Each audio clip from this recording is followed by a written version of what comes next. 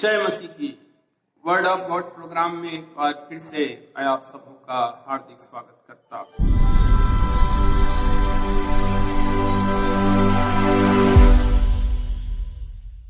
आज का जो मेरा विषय है वो है साइन बोर्ड। किसी देश की क्रिकेट टीम ने पहली बार जीत हासिल किया था। उस देश के लोग बहुत खुश थे कि हमारे देश की क्रिकेट टीम ने पहली बार जीत हासिल किया है।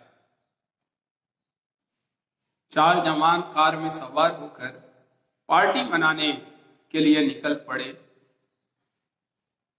उन्होंने ड्रिंक कर रखी थी और अपने देश की जीत का वे जश्न मना रहे थे। जब वे आगे अपने सफर में बढ़ रहे थे तो सड़क के किनारे एक साइन बोर्ड लगाया गया था जिसमें लिखा हुआ था, सावधान 20 किलोमीटर दूर पुल टूटा हुआ है, रास्ता बंद है। लेकिन उन जवानों ने उन साइन बोर्ड पर ध्यान नहीं दिया और वे आगे बढ़ते चले गए।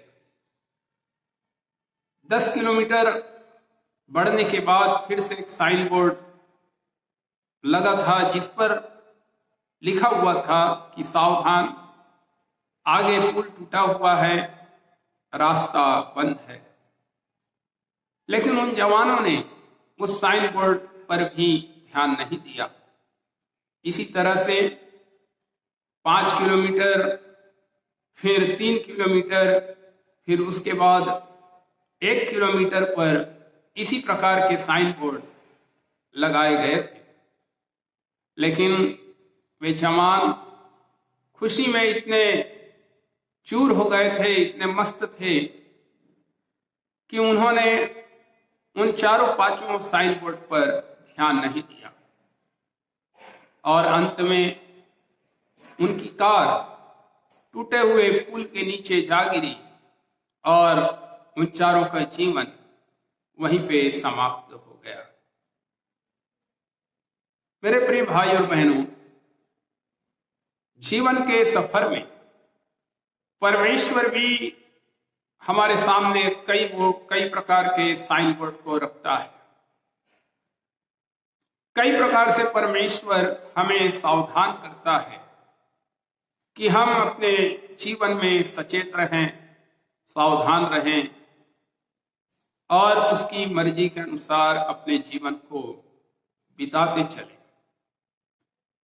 हमारे जीवन में भी बीमारी के रूप में, समस्या के रूप में, कमी और घटी के रूप में, और विशेषकर इन दिनों में महामारी के रूप में, या सताव या विरोध या विभिन्न प्रकार की परेशानी के रूप में हमारे सामने परमेश्वर भी ऐसी ही साइन बोर्ड को रखता है ताकि हम परमेश्वर के संग चलते रहें, उससे दूर ना हो जाएं, उसके मार्ग से दूर ना हट जाएं। परमेश्वर कई बार हमें अपने आप को इसी प्रकार से जांचने का अवसर देता है ताकि जब हमारे जीवन में कोई दुख, परेशानी, बीमारी, इन सारी चीजों का हम सामना करें तो हम अपने आप को जांच सकें, अपने आप को परख सकें कि ये दुख, तकलीफ, मुसीबत और बीमारी का सामना मैं क्यों कर रहा हूं। नीति वचन उसके 14 अध्याय और उसके 16 पद में लिखा हुआ है कि बुद्धिमान डर कर बुराई से दूर हटता है। मेरे प्रियो, जब इन सारे तकलीफों को, सारी बीमारी को, सारी परेशानियों को हम अपने जीवन में देखें तो हमें डरना है कि कहीं मैं जो अपने जीवन में बार बार इन बातों का सामना कर रहा हूं, कर रही हूं, वो कहीं मेरे जीवन की कुछ कमियों का कारण तो नहीं है। कुछ बुराई, कुछ ऐसी बातें मेरे जीवन में तो नहीं है जो परमेश्वर की दृष्टि में अनुचित है। दाऊद भी भजन संहिता 139 अध्याय में परमेश्वर से प्रार्थना करता है, हे परमेश्वर मुझे जांच कर जान ले, मुझे परख कर मेरी चिंताओं को जान ले और देख कि मुझ में कोई बुरी चाल है कि नहीं, और अनंत के मार्ग में मेरी अगुवाई कर। मेरे प्रिय भाई और बहनों, हमारा जो मंजिल है वो स्वर्ग है, अनंत काल का जीवन है। और उस मंजिल की ओर बढ़ते हुए जब हम इस दुनिया में अपने जीवन को बिताते हैं तो कई प्रकार की परीक्षाएं हमारे सामने आती हैं, कई प्रकार के प्रलोभन हमारे सामने आते हैं। कहीं ऐसा तो नहीं कि हम उन प्रलोभनों में फंसकर, उन अभिलाषाओं में फंसकर परमेश्वर से दूर चले जा तो नहीं रहे। हमें इस बात को देखना है, हमें अपने आप को परखना है। कई बार जब हम खुद अपने आप को जांचते हैं तो शायद हमें हमारी गलती नजर ना आए। इसीलिए शायद दाऊद ये प्रार्थना करता है, हे परमेश्वर तू मुझे परख, तू मुझे जांच कर जान ले, तू मेरी अगुवाई कर कि कहीं मेरे जीवन में कोई गलती है तो उसे मुझ पर प्रकट कर प्रभु, ताकि मैं तेरे मार्ग से दूर ना हो जाऊं।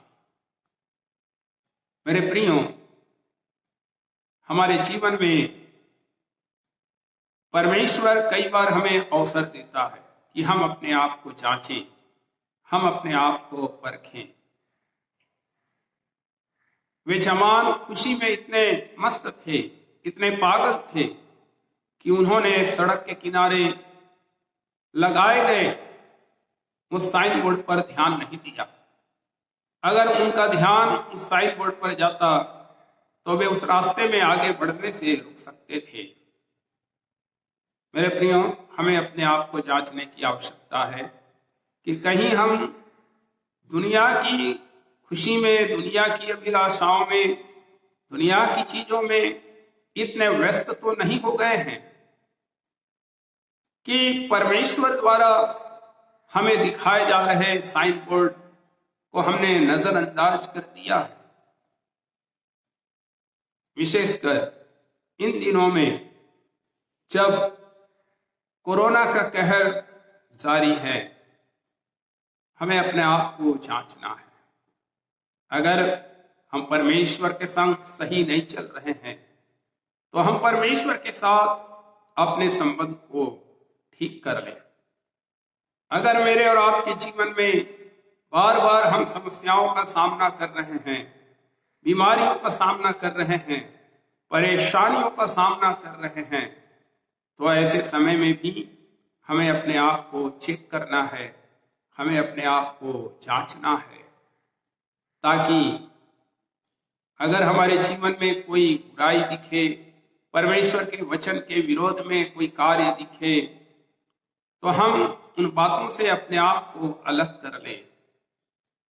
हमें नहीं मालूम कि आने वाले दिनों में और किस प्रकार के कष्टों का सामना मुझे और आपको करना पड़ सकता है।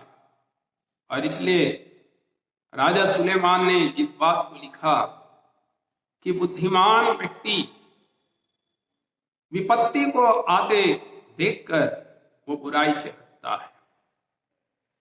अगर हमारे जीवन में कोई ऐसी बातें हैं जो प्रभु की दृष्टि में बुरी है, अच्छी नहीं है, तो हमें बुद्धिमान बनकर उन बुराइयों से, उन अनुचित बातों से अपने आप को अलग कर लेना है, ताकि हम अपने जीवन में आने वाली विपत्ति से बचे रहें।